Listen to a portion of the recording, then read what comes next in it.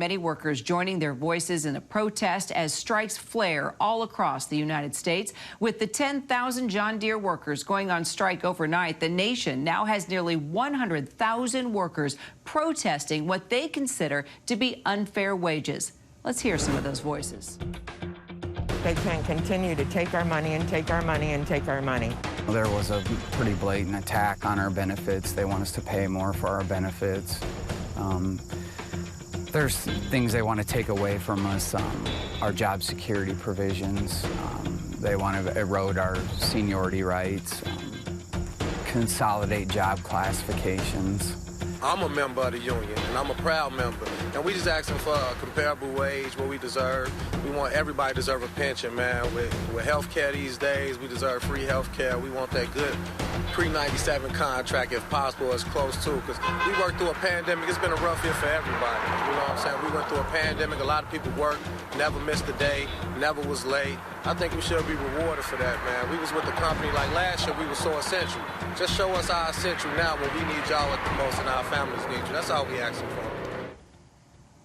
Now, as 10,000 of its workers at 14 different facilities went on strike this morning, John Deere did release a statement saying the company, quote, remains committed to working toward a favorable outcome for our workers and our communities. The tentative agreement reached after weeks of negotiations honors our commitment to work with our employees to provide them with economic progress and a rewarding career.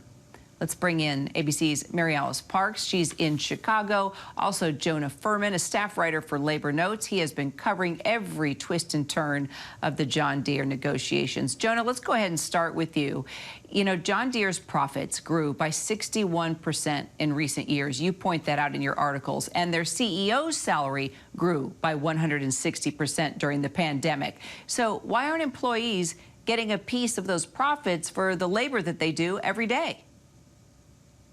That is the question. I mean, shareholders are getting a piece of the profits. The stock price has doubled since the pandemic. Dividends were hiked recently by 17%. I think that's a great question for CEO John May and the company to answer. The pie is growing. There's a bigger piece that could be handed out to workers if someone were to make that decision. So the last Deere strike, as you know, began in 1986, and it lasted for 5 months. How long do you think this could last, and when does this strike start to actually impact the company's bottom line, considering how well they did?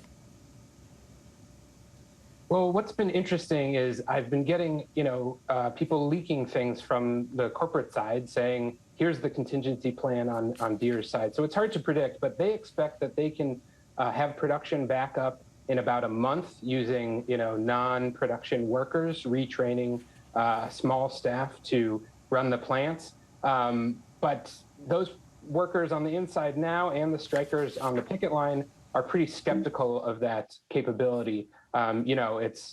Most people don't want to buy a $600,000 tractor that was built by someone trained in accounting. So this has been definitely a theme of, can they get production back on track to weather the storm? Financially, they're fine. I mean, their profits are clear. They can coast on this for a while. The question is, will shareholders take it? Will the community take it? Will, state and local officials who do a ton of business with Deere take it for that long? And Mary Alice, what is happening in the economy post-pandemic that's driving workers to be more inclined to walk off the job? I mean, the Labor Department says more workers are outright just quitting. And we're seeing these strikes, not just at John Deere, but Kellogg, Kaiser Permanente. Now we've been talking about Hollywood production crews. They seem to be getting their picket signs ready. What's driving all this? I mean, you cover the White House, and this is what the administration has been talking about daily. Yeah, I think a few things. First, I think perpetual inequality, like you were talking about, profits going up at big corporations, CEO pay going up, and workers feeling like their own pay is just not keeping pace. I think workers also feel like they have the upper hand right now. We know that there's been a labor shortage, that a lot of companies have had a hard time hiring, especially hiring highly skilled positions in some of these cases. And I think that workers feel like this is a moment where the corporations corporations are going to have to come to the negotiating table, that these businesses are in a tough spot as it is after the pandemic, facing labor shortages, facing supply chain issues. The last thing they need is a strike on their hand. That helps workers. But last, I think that there's kind of a bigger cultural shift too, Kira, I think you're getting at. And I think the White House is very aware of this as well. And that's that I think the pandemic started to change people's perspectives and circumstances. And when you think about some of these benefits, maybe a few years ago, someone signed a contract that didn't have any paid family leave. They thought, I'm not going to have a baby anytime soon. It's okay. And now, after a pandemic, they remember the time last year when you can imagine their sister called them to help with childcare, or their mom's elderly care nurse had to call in sick, and they're thinking, it's not okay for me not to have any paid time off when there's a family emergency. I think that we're seeing more workers after the pandemic saying that these benefits really matter to them. Right. And Jonah, talk to us a bit about how we even got here. Over the weekend, 90% of workers rejected an offer that John Deere had made and the union, the UAW, signed off on. Were you expecting that, many workers were going to vote no? And where does the union stand today? Did they misread their members? Yeah, I think that's a big part of the story here, too, is that United Auto Workers National Union is going through a lot of turmoil, and clearly they were not on the same page as these 10,000 John Deere workers who voted 90% no on this contract with 90% turnout. So it's not a small group that disagreed with the deal that the union brought back. I think the bigger context is a bigger conversation in the labor movement of which direction we're going to go in right now.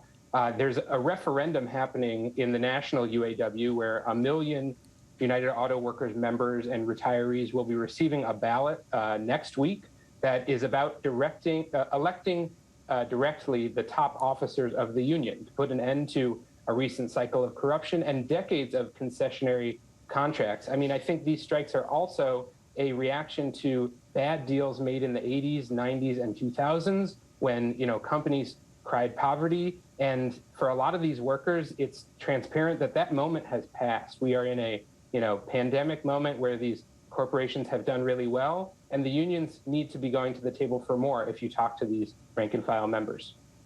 And it seems that UAW members and its leadership may be at a crossroads with an upcoming referendum changing how its top leaders are actually picked.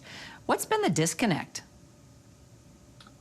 Yeah, it's a good question. I mean, we've seen this also in the Teamsters before, who are also facing a national election in their union that could change the direction. I think it takes longer for those who are off the factory floor to get the pulse of the membership and see what it's like to work during the pandemic.